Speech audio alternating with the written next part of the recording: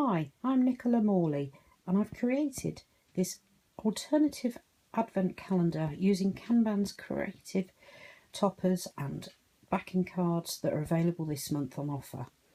Please watch the following video and I will show you step by step how to create this and also give you some hints and tips on how to do bits and bobs along the way. Good evening. Well, I'm Nicola Morley and I'm one of the Kanban's design team. And as you know, Kanban have brought out an online special £10 set of Christmas toppers and backing card for this month. And they've asked us to make you a demo each to show you the various ways in which you can use this. Now I'm going to try and do it in steps, but a lot of the work I've already done ready because I think it'd be very boring for you to watch me cut out. So I'm going to explain what we're doing and then I will show you step by step how I'm going to do it. So as you can see at the present moment in front of me, I've cut out some special Christmas shapes using some of the holographic silver mirror board that has come from Kanban, some normal silver mirror board and some red mirror board. And as you can see, I've done 8 red, 8 holographic. These two are off my old stock. It's a great way of using up your rods and sausages. And I've done 8 plain silver. I've also, that 8 and 8 and 8 makes 24. So I've also created for Christmas Day a nativity scene. I'll show you where I've made these from in a second, but you can use all sorts of things in your crafty stash, from the dies to tracing paper to any kind of stencil or any kind of mask or anything at all that you've got to hand. What I've used is I've actually took the details off the web and used Photoshop to create silhouettes. And as you can see, I've drawn around these on my mirror board and then I've cut the mirror board from where I've actually drawn round. So the nativity scene for Christmas Day is actually here. And what I did was I put my red mirror board underneath and then I drew round it, cut it out and then put the silver mirror board underneath to create Mary and Joseph and obviously the nativity scene of the baby's cradle. So they're the 25 elements that I'm going to use to decorate, and I'm using, you'll see what I'm going to do, I'm going to create a washing line and I'm basically creating an alternative nativity scene advent calendar.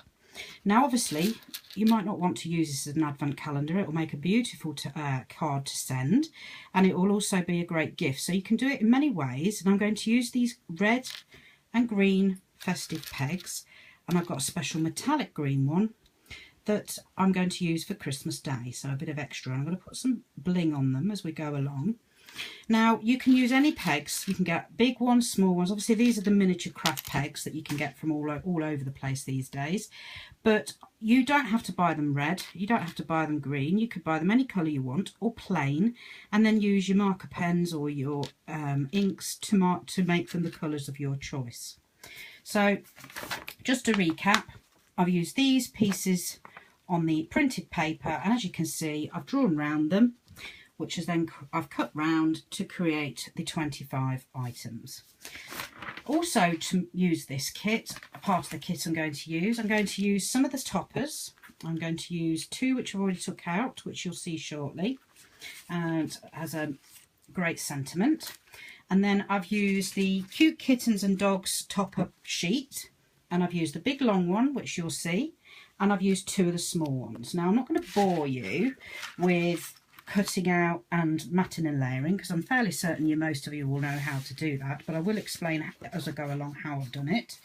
I'm also going to use 3 pieces of plain white card from the kit. I'm also using Christmas topper sheet snowflake red background card and the white snowflakes on red background card. And then as I said before, I'm using some red mirror board and some of this gorgeous holographic, which I've used quite a lot recently from Kanban, and I have to say it is the best mirror board I've ever used. So enough about that. I will get the next part of the demo laid out and then I'll be back with you. Okay then, for the next part of the demo, as I said earlier, I'm going to use 3 full A4 sizes of sheets of card. Now the first sheet, simply cut in half, so you end up with two halves like that. Then the second sheet and the third sheet, we're going to create folds. So get your first sheet. Now I've tried to make this as easy as I can to show you. Get your first sheet and 10 centimetres in from the end, fold the rest of the paper down like that to create an envelope fold. So your sheet should then look like that. So 10 centimetres in and fold.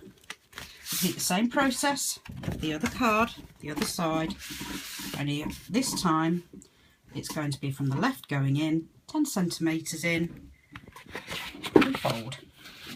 And you literally fold that so that the fold follows that the line of the paper follows that 10 centimetres all the way up to the corner fold, like that. So it almost creates like a wind sail, like we're going to create one of those origami boats. So that's fold one. Then take it back open again, and again fold, this time this top corner down to meet this bottom line here, well the middle line actually now, here. So you've got a triangle, a flat topped triangle and the rest of the sheet. So create a fold 10 centimetres in, take back, score it obviously, fold to meet the first score line, score it again and repeat on the other side. So the other side, 10 centimetres in from the opposite side, create that fold all the way down following the 10 centimetre line, open it back and fold the top corner in to meet that first score line and score again.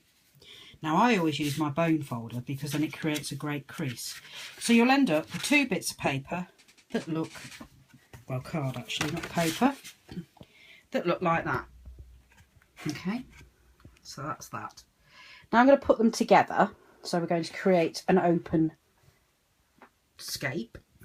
Now to make it so they sit comfortably together, what I did was I took the pieces of card, turned them over, took the card, turned it over, so you've got two bits like that, and then take this piece and put the top corner into the other top corner, making sure that the bottom lines run completely united so that you end up like that. Then what I did is scored here along that little crease, and I did the same on the other side. So trying to do this one-handed is very difficult, but I'm sure you can bear with me. So again, corner to corner at the top, making sure they match, but then also making sure that it's completely flat, straight edged along the bottom, along the long edge. So you've got the long edge and the meeting at the top corner. And then again, like that. Then again, I use a scoring tool and I scored along the edge of this triangle edge free long edge here and folded it back. So you then end up with two bits like that. If you can see, bear with me and try and take you out as far as I can. I'm going to then cut this edge and I'm going to cut this edge, and then I'm going to bring you back and show you the first part of the assembly. Okay, so as we've already discussed, 10 centimetres in, bring it down to create the fold, half back, fold to meet the line, and then obviously we covered how to create the mark for this, and these are the pieces I've trimmed off.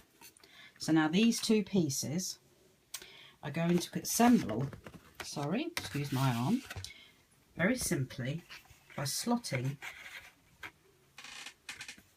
Folded it back brilliantly, haven't I? So much so I couldn't get in. It's going to literally slot into each other like that. Once I've got the right angle, you'll see that they'll sit beautifully together. There we go. And then I've put some double-sided tape, which we've actually been given a roll in that £10 offer by Kanban, which I think is fantastic. Double-sided sticky tape. Now, as you know, as a crafter, this is worth its weight in gold. You can do so many things with double-sided sticky tape that it's just, oh, it's endless. You can put glitter to it, you can add anything you like and stick virtually anything to anything within reason. Now, what I've done, as you can see, is I've actually made a sticky line with my sticky tape all the way around where the two edges of each card piece is going to meet. So I'm going to put them together, I'll do them in a moment, and I'm going to put them and slot them in so they're side by side. Then we're going to end up, as you'll see in a second, with two easel card sides. And then what I'm going to do is I'm going to cut this piece of backing card, the Christmas Snowflake Red backing card, in half, and then with each half I'm going to create a piece cut off the end like that by measuring the angle. So what I did, just to show you, is I got my half and I put it in there, and then I made sure I married the pieces perfectly. Very difficult one-handed. Married the pieces perfectly, and then again I actually used my bone folder to create, by running it along the free edge, to create a mark, and then I cut along that mark, which gave me these two bits. And when they're added together, you're going to have two triangle ends off, which will then slot in like this. I'll stick it all down in a minute. Slot them in like that.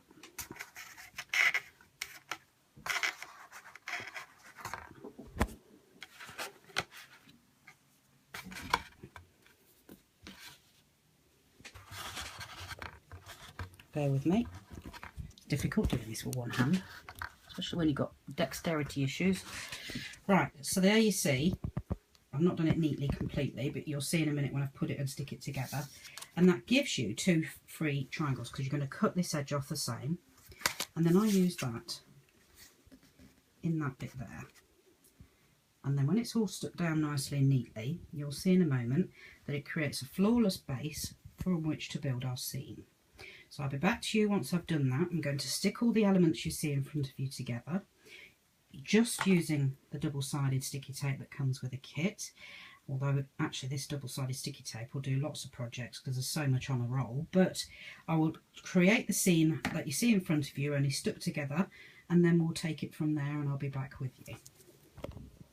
Okay, so as you can see, I've cut and I've stuck using the fantastic finger lift tape, the front and the back. And you can see the drawing on the back there where I've brought the two pieces together. And if you look really carefully, you might be able to see the drawing where I've used one A4 sheet of this paper, well, card actually. If you look carefully, you can just see the drawing there, but it is really a case of really looking carefully. And by the time I put all the extra bits I'm going to put on this on, you won't see that at all. Now, moving forward, this obviously, as we've discussed, as you can see, I've just took the nibbled edges of these off, and that is just because I think it means you've got a little bit more play in where you place the easel without the worry of this bottom corner just catching the edge. But you do need to fold it into that bottom corner first, otherwise you don't get enough of an area to create your easel. Now, to create the easel, I'm actually going to use, like I discussed earlier, half an A4 sheet of white card, and I'm going to stick that onto the flap with the double-sided tape again, and then once I've stuck that on both sides, I'm then going to start creating my washing line. Now my washing line, I'm going to use this green string. Now I've chosen the green string because it suits with my green and red theme. You could use whatever you wanted. I did toy with the idea of using one of these ribbons. Now the gold wouldn't be appropriate because it's gold, red and silver. Gold, red and green. Now the gold won't, sorry, I'm losing the plot there. I blame the kids. Now, the gold won't work for this project, but it would work for any other project for the simple fact I'm just going to be using green, red and silver. So I could use the white, and that actually would work really well. Well, it's an off-white, but that would actually work really well. But for this, for me, I want to use the green. And what I'm going to do is, I'll show you when I've come back, I'm going to cut it into 4 different strips. And what I'm going to do, once I've got this white card adhered, and it's important that you use this white card, because I'm actually going to stick it there, there, there and there, then hang the string over the back, and then, do you remember I said to you earlier on I was going to use this white snowflakes on red background card? I'll cut this background card in half, which has resulted in 2 bits of this. So once I've stuck the string on, I can hang the string over the back, and then I'm going to put the red card on to hide where I've put the string. So then you'll end up with a very rigid and very solid side. Once I've done that, I will then repeat the steps again in so much as I will put the white on here, and I'll bring you back in for the next bit, and then I'll put the red on there once I've already attached the strings that came from here over to here.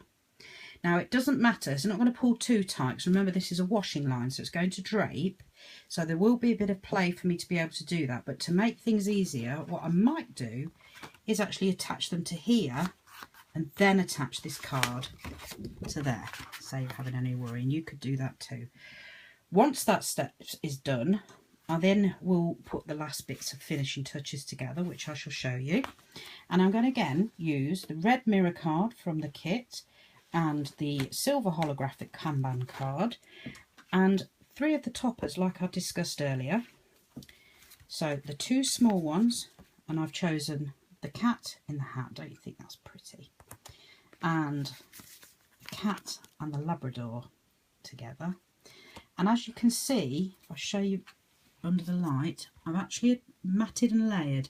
Now for those that might not have done or aren't familiar with matting and layering, I've simply took this white topper card out of the topper sheet, and I always try and make sure I've got rid of any of the little holding pegs, that little card like little nibbly bits, so it gives it a sleek proper finish. And then I've stuck that on again using the finger lifting tape to the silver mirror, and all I did was put tape one way, tape that way, turned it over, stuck it to the silver mirror. Then I got my paper cutter and I just trimmed along and then along, which then gave me a bigger bit of topper. And then I did again the same with the red. And I put it on the red, same thing again, finger lift tape on the back, married it down. And I always do this with my topper sheets, and when I'm doing matting and layering, I always marry it right down so that the first 2 edges don't need cutting. Obviously this saves time, but it also saves your precious card and mirror board.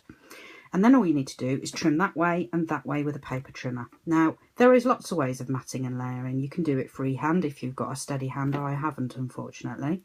You can use your cut and boss or your guillotine, not guillotine, your spellbinders or any of the other die cutting machines that are out there with a die, and you can get these matting and layering nesting dies which then give you that perfect finish. Or you can use a stencil, or you can use a mask. There's lots of ways, and I'm sure there's many that I haven't mentioned. So as I said, I've created those 2 extra special toppers, and once these have applied, I'm going to use here, and remember I mentioned I was going to use 2 sentiments. Well, I'm going to use a sentiment and then another topper. I'll get my fingers in it. Another sentiment to create the easel, and then I've added to that long beautiful cute Labrador puppy Christmas scene, I've added again, as you can see, that fantastic holographic mirror board, and I'm going to use that as my easel stop, but I will bring you back before I do that so you can see it all come together. Okay, so very quickly, as you can see, I've attached easel number 1, and I just want to explain to you very easily how to do that. Now, as I mentioned earlier, we use the finger lifting tape, and I try and cover a variety of angles and directions so that should something knock it, it's not just going to go popping off, and it's got a good secure hold. The other thing to note, it doesn't matter where, it does matter but not overly, where you're going to put the card, but I try and aim for it to be in the centre of the easel itself. So I've measured it, and I'm going to do it 4 centimetres in from that edge and 3 centimetres in from that edge of the card, because that way it's slightly more into the angle of the landscape type part of the theme, but it also is going to look even, because what you don't want is one end of the easel hanging off over here and then the other one being over this way. So I'm doing it 4 centimetres in from the edge of the card, 4 centimetres in from the corner, and then 3 centimetres in from the free edge, which will give it, so it will almost look like a landscape, but not quite, but it will nip it in nicely, draw the eye in, and will look nice and balanced. So I just wanted to bring you back to show you that before I proceeded. So once I've stuck this on, I'm going to cut and measure the string and stick them on to this edge, and then I will show you from there. Okay.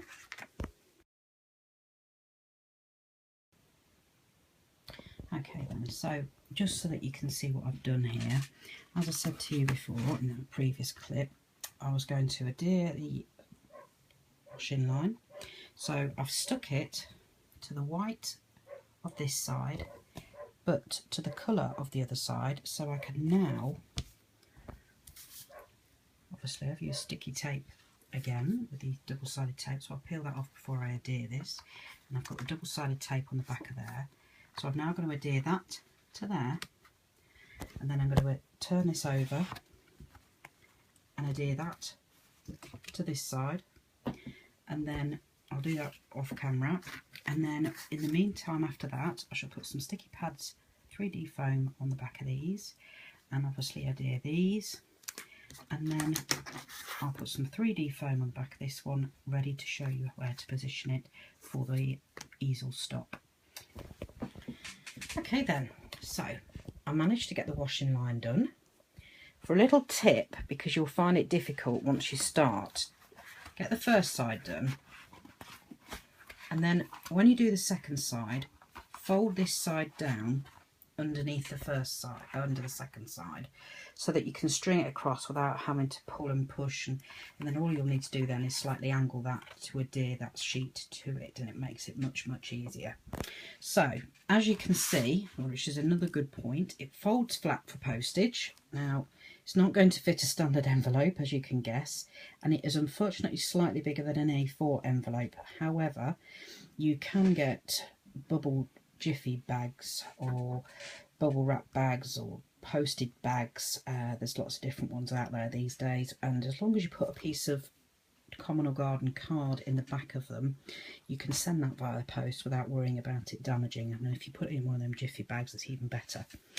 Anyway, back to the project at hand. So as you can see, I've now got my washing line, and an important thing to be aware of, just to make it easy for yourself as well, when you go to stand it, make sure you press down along the back edge when you then go to stand, because it will actually make it stand up much straighter. And I can't do it too one-handed, unfortunately, otherwise I would show you, but I'll show you when it's assembled.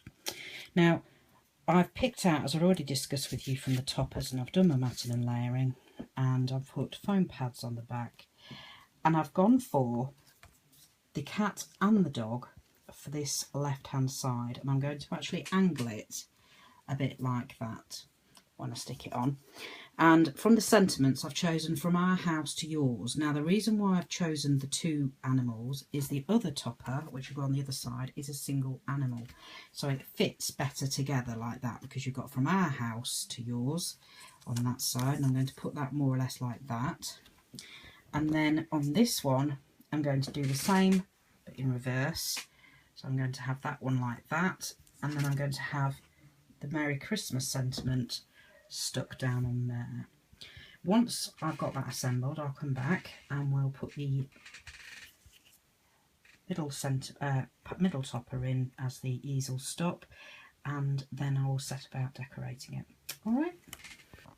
Okay then, so as you can see, toppers are added, and I've put some little gemstones on the corners of the toppers and on the edges of the sentiments, and I just think that gives it an extra finish. Now you could go on to put more gems on the snowflake centres, but I personally feel that I think once I've put the pegs on, it will look absolutely perfect. But everybody's wish is different, and I'm designing this in my mind for my autistic 3-year-old adopted nephew. So for me, I want this to be as simple and as eye-catching as possible without being too fussy. But you might like a bit extra sparkle. I know sometimes I do, so each to their own, and whatever suits for you. Now, as I said to you earlier, I'm going to use this topper as the stop for the easels, and I've put some foam pads on the back. And when you place it, now you can see how I've got it now, so both bits are sat together. I'm not going to do it on camera because I can't do it one-handed because I've got dexterity issues, but what you do is, the aim is to have that in the centre, just offset from the front edge, so they sit perfectly like that, and obviously you can untuck them to fold it flat for delivery. Okay, also what I did think you could do, and again bearing in mind this is for my young man, I'm not going to do it, but if you wanted to put that there, you could then put, it's amazing what you can do with one hand, isn't it? You can then put a little calendar in the back. Now obviously your doors would be a damn sight straighter than mine is, but you're getting what I mean. So you'd put like that, and then you can put that in the back, and then also that means then that they can enjoy that through the year as they wish. Of course you can adapt this theme using other toppers and using other background papers, which then gives you obviously different, you could use it for different seasons, and you could even do Velcro on the back of here and then have it tear off, so that they can change the background for the season. So Christmas, spring, summer, autumn, it's really up to you. Now here are the pegs on the little pictures, or the little cuts, as you can see. So I've tried to keep it interesting and eye-catching for him. So obviously I've tried to match the 3 colours that I'm using. So you've got the silver, the red and the green. And I've tried to sort of mix and match so that it gives a nice array of colours without too much. And as you can see, for Christmas Day, you've got that metallic green peg, and I've put another gem on there. Now you could go one step further and glitter it. What I am going to glitter is these fur cuffs of the hats, and these hats, and obviously this hat. And once I've done all of that, I'm also going to make a box. Now it's everybody's different. Some people have got different equipment in their craft room, so I'm going to assume that you have a box board, and a box board is a plastic piece usually, or sometimes can be made out of wood with grooves in it, and it'll be a top and a bottom board, or it'll be top one side, turn it around, bottom the other. Now I've used, keeping it completely in the same theme, the red snowflakes on white background card from the kit, and I cut that card in half. Obviously took the red edge off the top, cut that card in half, then using the 3rd groove on my box board, I've scored along one edge, turned it, along the other edge, turned it, along the other edge, turned it, along the other edge, which then gives you a flat piece of card. I've then cut down one edge on each corner, and I've also cut a notch, a deep notch that side and a shallow notch that side, because then when you've married the two together, hands are not wanting to do as they're told, you'll get a perfect edge with nothing poking out top and nothing poking out the sides. I'm going to adapt that, I'm going to glue that with the finger lift tape again. So instead of using wet glue, I'm going to use the finger lift tape, and then on top of that I'm going to use another of the toppers from the kit.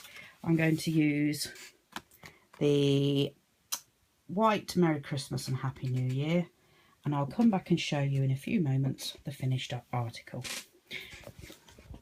Okay then, So here it is, my completed project. As you can see, I've glittered the snow white of the cap and the bobble, and